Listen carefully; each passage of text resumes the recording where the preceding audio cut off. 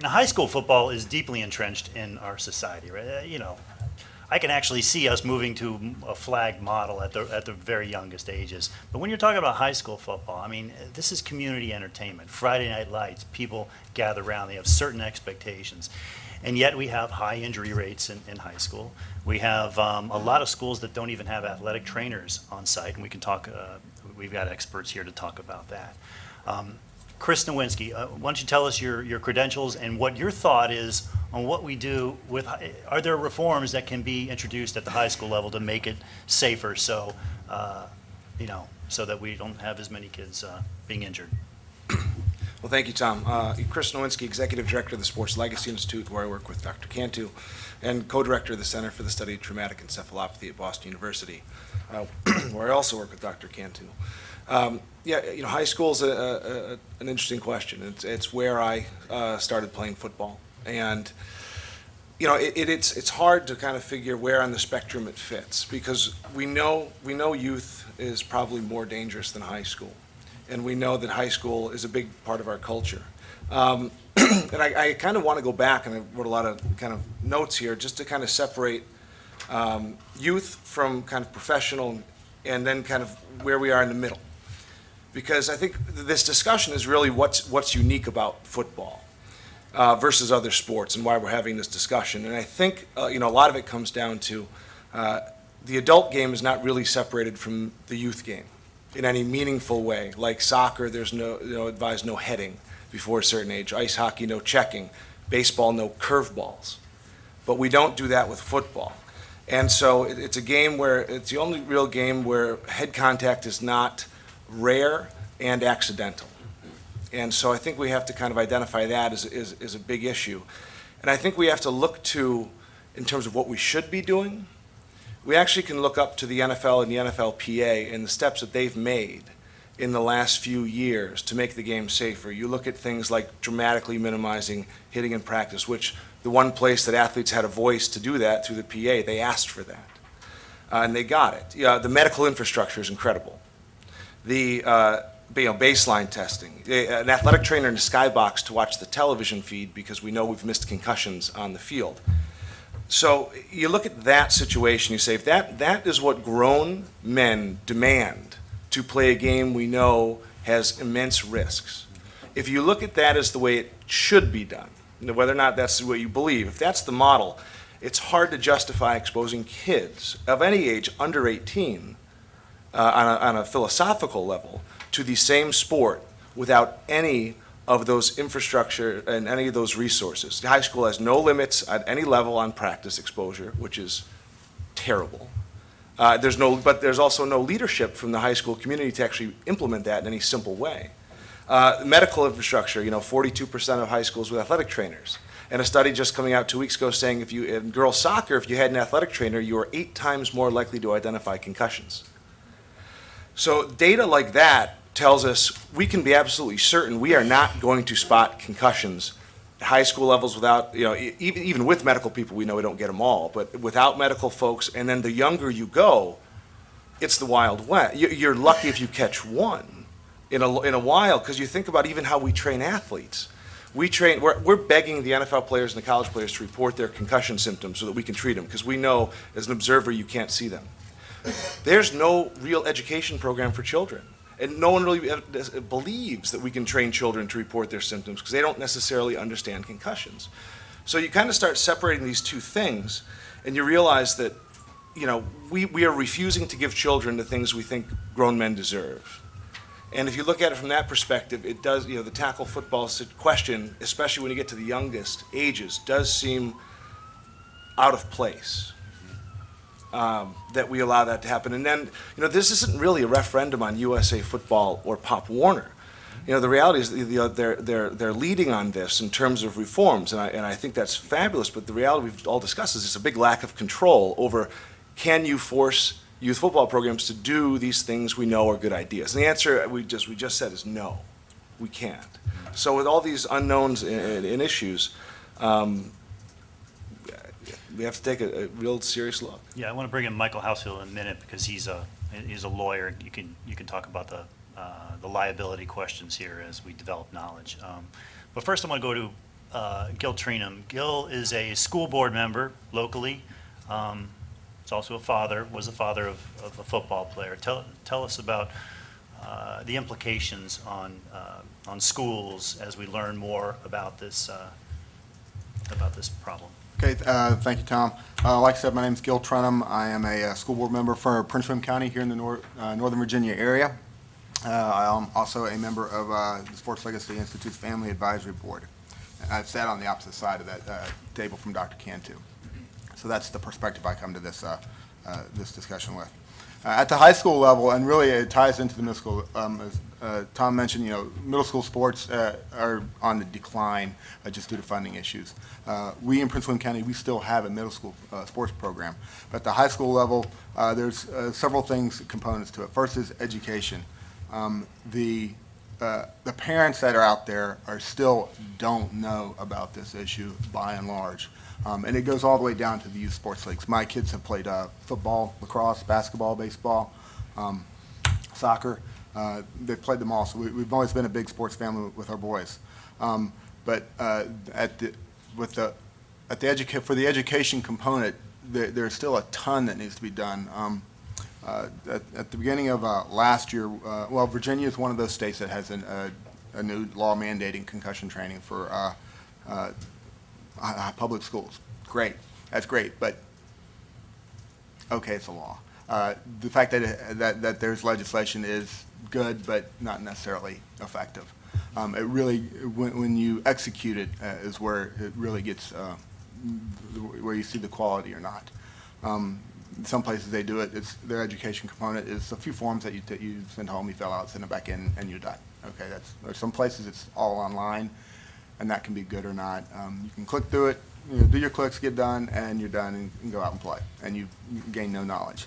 In Prince William County, what we did was we implemented first off, we made concussion education training mandatory for every player that plays any kind of athletic sports in the Prince William County schools. Because we recognize, first off, that it's not just a football issue. Football is just, there's so dang many of them. And we make that mandatory in person for both the student and at least one parent at both the middle school level before you can participate and the high school level at least once. So if you take it in middle school, you come back and you have to do it again in high school. Every year you have to go through an online refresher type of training. So that's an important component. I've had, this is anecdotal, this isn't, well, first off, I can give you one number. In 1 year, we ran over 27,000 students and parents through that in-person training. So it can be done. Because I've had people tell me, we can't do it. Well, yeah, you can. You can do it. But you still believe in football being valuable at the high school level, right? I mean, you've been through football, a personal experience. I've been through a personal experience. I'll be honest, my boys don't play football anymore. But that's a different conversation we can have. But actually, it does tie to Dr. Cantu's. I believe your 5 concussions in a game or 3 in a game is not an aberration. The last season, my youngest played. In one game, the game he got his concussion, there was one other teammate that got a concussion in the same game, and the next day in practice, another teammate got a concussion. So that was three 11-year-olds in a 2-day period on a team with a roster of 14 kids. So the incidence was pretty high that week. Mm-hmm. But from an education component, there's that. That's a big part of it, and it's not just for the parents. It's also for the coaches and the teachers, and it's across the board. Right. There's also cultural issues and rule changes, things that we need to implement that really go down to Scott's level. I got an email from a former professional player who's now a referee. He's saying, what can I do about kids that lose their helmets, high school kids that lose their helmets in games? And he said, if it's a kid with the ball that plays that's fine. What about if it's a linebacker, somebody that's lost their helmet, and they're still running down the field trying to chase the kid with the ball? I can't do anything about that. Well, why can't we? In lacrosse, you do. In lacrosse, if you lose your stick, you have to take yourself out of the play until you get your equipment back, or it's a penalty against your team. We can do those kinds of things in football, but that's a cultural thing that needs to start at the youth level. Yeah. Patrick Ruby you've reported on Gil and his family, right? I have. What do you think tell us about your reporting and what do you think the takeaway is? Well, I mean, my reporting is Gil and his family have been through a lot. I mean, their son, your son Austin, suffered a concussion in a game, and he committed suicide very shortly thereafter, and it's very much linked to the brain trauma he received. This is obviously an area of science that isn't totally well understood. So I've talked to Dr. Joya about it and others, but there's more and more evidence that suggests a pretty strong connection there. But we already know that brain trauma is a big part of contact sports and football in particular, and that's not really something that's being debated at this point. The question I have is sort of, we're all talking about limiting risk here. We're talking about making things safer. And even as Scott acknowledged, we can't make this sport safe. We can try to make it safer. But in most of these discussions, I don't hear a lot of talk about, well, what's an acceptable level of risk in the first place, and especially with children. Obviously, with children is different than when you're talking about adults in our society, and this goes to socially, culturally, legally. We draw sort of different lines.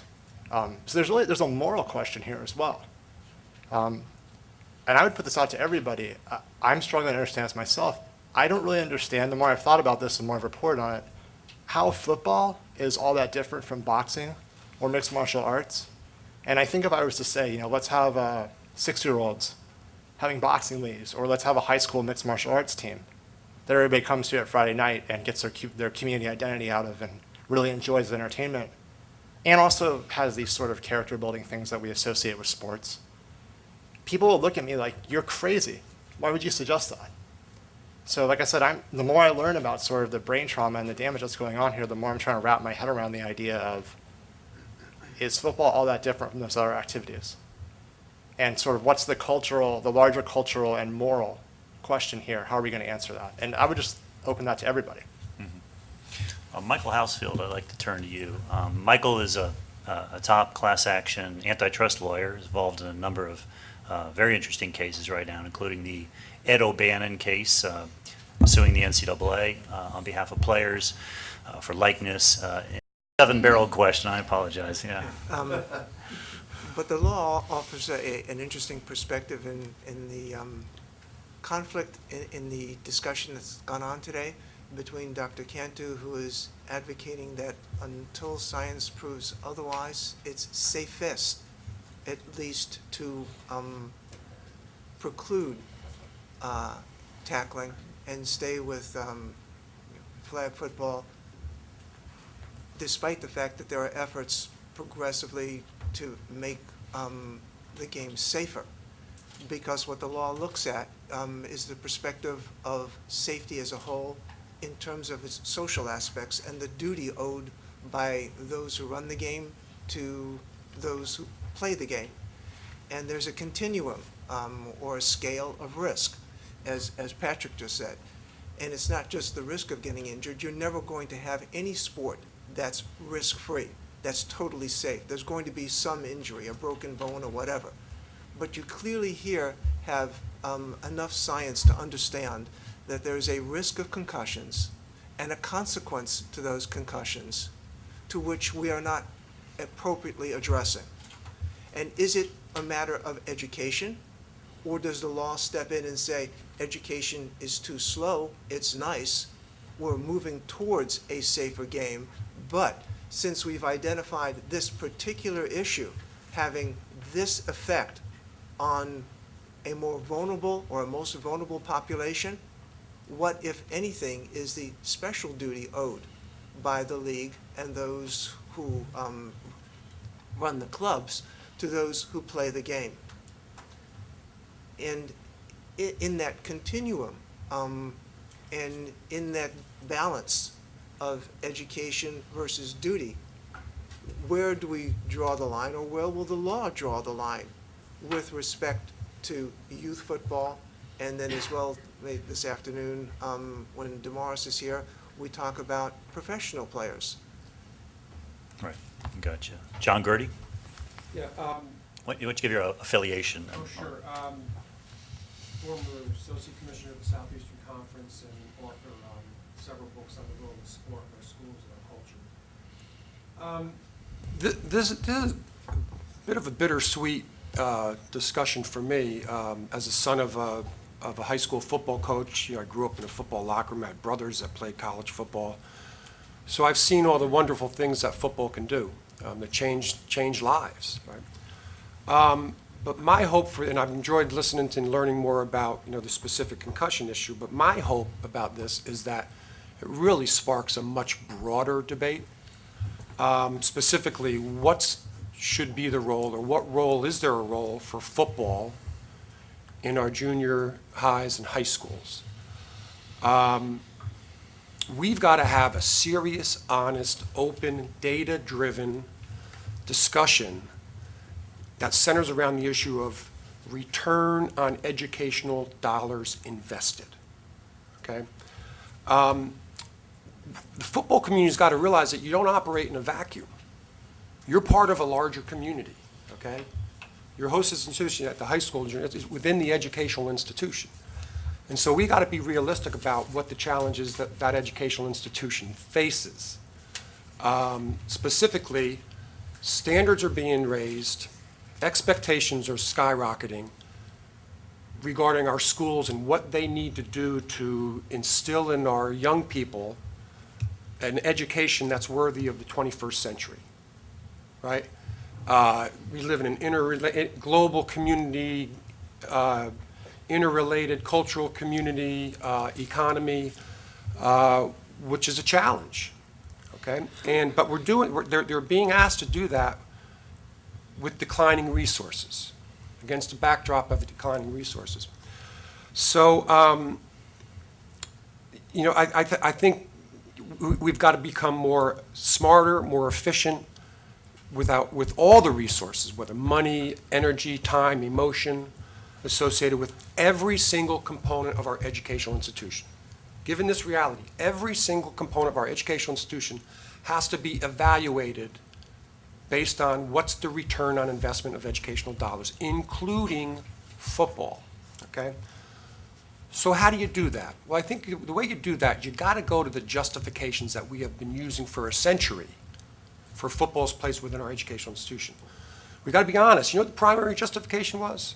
Part of it was to socialize an immigrant workforce, but the other major part of it is the great industrialists at the turn of the century were really interested in football as a way to train a workforce for the industrial economy. They wanted folks who were physically fit, took directions, were obedient. There wasn't much room for lofty thinking on the assembly line, okay? So we have to ask the question, wait, is this the primary justification for incorporating into our schools to train a workforce for an industrial economy? We no longer live in an industrial economy. A totally different set of skill set that enable our kids to succeed in the future, okay? The other justification that we've used for years, and I do believe this justification, is that football is a way, it's an educational tool. It builds character, discipline, teamwork, time management, personal responsibility, all of those things. But you know what? You can make a case. You can make an honest case that football's ability or potential to continue to teach those wonderful lessons, okay, those wonderful lessons has actually been diminishing over the past 30, 40 years. And the reason why it's diminishing is because of the culture of elite sports in our country. It's become more about the end result, winning, than it has about the process, which is education. So you can make the argument that it's become less effective at teaching these wonderful things, okay? And I think it's also naive to think, when people say, well, the only way you learn these teamwork and discipline and all these kind of things is through organized sports or football. Well, you know what? I played college and professional basketball. I've been on teams where you have 5 guys working together for a common goal to win, discipline, communication skills, teamwork, all those kind of things. And I've been in a 5-piece band. And the same exact characteristics are learned, okay? So football's not the only, sport or the only educational activity that does these things. Finally, the other big one is health, okay? Both from a public health standpoint and an individual health standpoint. We've got to have an honest and open, data-driven debate about what's the proper role of elite athletes or athletics in our school systems. Is it a system where the vast majority of resources are heaped upon an elite few at the top, meanwhile pushing everybody else to the sidelines to watch and cheer in this one of the most obese nations on the planet? Or should the role of sport in our educational systems, in our schools, be to provide broad-based opportunities in activities that can be practiced for a lifetime for reasons of public health? That's an honest debate we have to have. John, I'm going to have to, we need a break here in just a second. Okay. My point is this, and it's not even getting to the concussion thing, okay? But the point is, I'm not saying eliminate football, right? But maybe we need to consider within our education of privatizing it, of outsourcing it. We are the only country on the planet where the responsibility for developing elite athletes and teams rests with educational institutions. Everywhere else is done through the clubs, really good kids. So, don't only, but my hope is we've had a serious discussion, data-driven discussion. And if we truly believe what football is supposed to do and the wonderful things, we should welcome that, okay? But the question is, if you have that return on investment evaluation and we find out that it's more valuable than we thought, then we don't need to invest more money in it. Right. But what if it isn't? What if it's not delivering on that educational return on dollar? What do we do as responsible citizens? What do we do as responsible parents? What do we do as responsible educational leaders? Well, So my hope it draws a larger, wider debate.